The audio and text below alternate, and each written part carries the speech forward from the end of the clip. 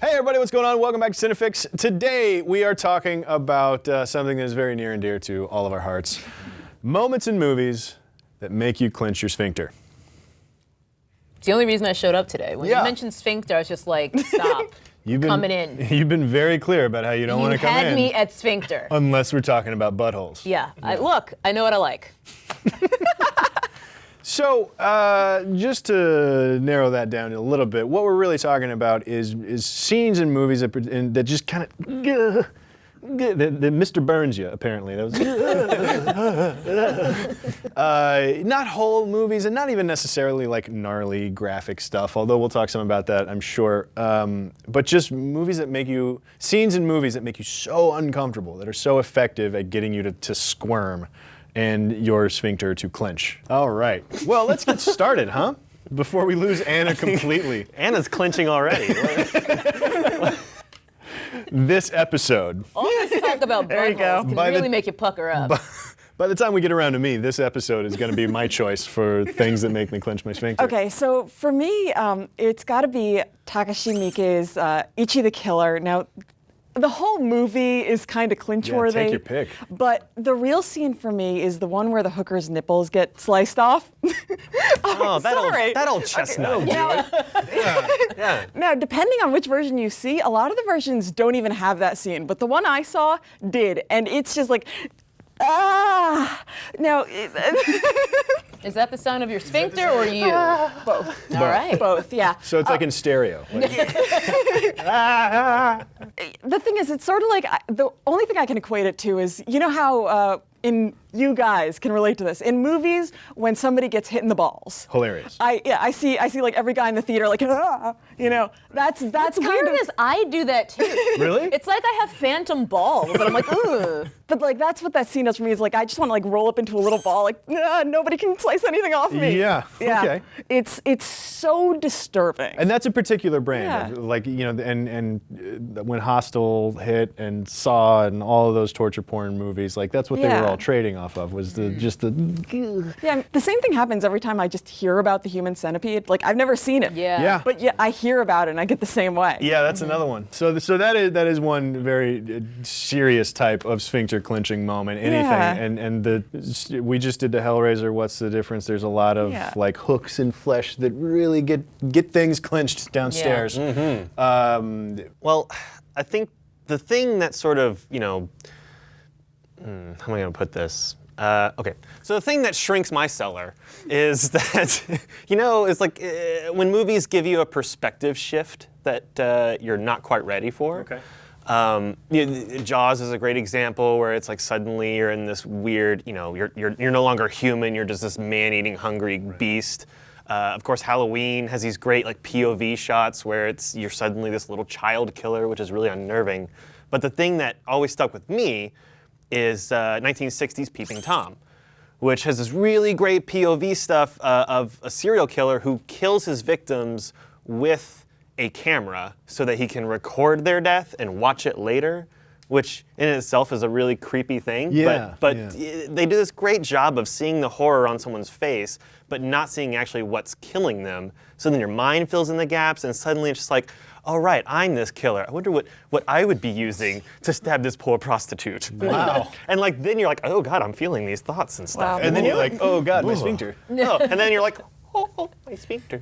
It's the camera floating around behind a tree in the campfire kind of stuff. That weird, creepy POV that kind of is like somebody's watching, and coming from the Jaws POV underwater, looking up at the legs swimming and everything. That'll get you clenched. Yeah, I think any movie where they sort of reveal for the first time that, that person's being watched and this is the perspective of the person doing the watching, it's a creepy feeling. Right. Yeah, especially when they don't show you everything up front. You kind of have to fill in some gaps, and that I think is what really pulls away that buffer zone of the third person view, and suddenly you're in that first person and you have to fill in those gaps so you identify more with that perspective, and suddenly you're kind of living that out. So we've got dueling hooker killers so far. T, what do you got? Well, I feel like the things that really wrinkle my taint are the things that kind of are clean. Wait, that's not what we're talking about. I feel like that is more something that is just kind of bothersome. Yeah, you guys. I guess you're right, but Just yeah. twisting my bolts and grinding my gears All and right. wrinkling my taint. Let's stick to the sphincter. Okay, thank you. Wrinkles my sphincter. I'll allow it. Really makes it pucker up. I think it's anything where it's sort of cleaved to my real life fears, like heights and things like that. Like Robert Zemeckis had that terrible movie with Jay Gore last year, and that movie sucked. But my sphincter was on full clench anytime he was actually on one of the tightrope scenes. Yeah. Because I hate heights, and I was just like, ooh. You and I went to go see that movie together, yeah. And it was as soon as he stepped out on that wire at the end, it's like. But in addition to things that are sort of tied to my real life fears, like things like heights, I also really get a tight one. Whenever it is a person who I love in real life doing things I don't want them to do on screen. Oh, yeah. So like Will Forte, he obviously is doing The Last Man on Earth right now. It is easily one of my favorite shows on television currently. And the entire first season, I actually had to stop watching about halfway through because it was stressing me out too much that he was the biggest asshole out of everyone on the show. It's just like, not my forte. Yeah. And like, I couldn't, like, I would have so much anxiety and just really like be tight down there. Like, oh God, this is gonna end so poorly. And I had to stop watching, and I'm glad I came back to it because the show's still great, but still like week to week, he just makes these bad decisions and you know it's going to end so poorly. It really makes you pucker up down there. Yeah, well, and that's the thing about that show too, is ultimately he's kind of a sympathetic character. Yeah. But every episode is built on going like, dude, don't do that. Come on. Yeah, you want the best for him, but he's such an idiot and he's so like the machinator of his own destruction every time, and it just really gives me anxiety. Man, we even found a way to work in the word machinator into our discussion about sphincters. This is going well. Well, for me, mine's more along the lines of yours. What really, let's see, really gives my butt a kissy face. There you go. Is people being awkward on camera.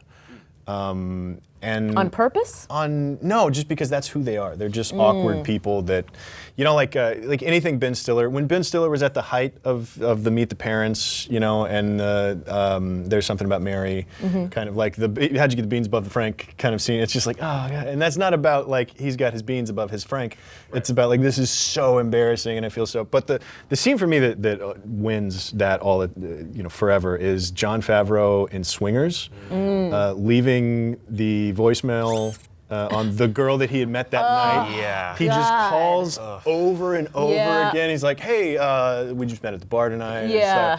It's like, I think I got cut off leaving my phone number. And he just keeps going and going and going. 6 calls. It's definitely like a face palm. Yes. It's so painful for me to watch.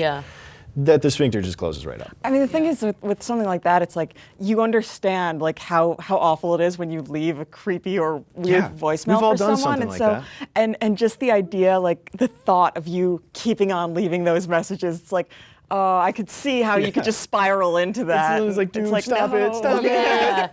And then it ends with him being like, I just got out of a 6-year relationship. It's like, oh, okay.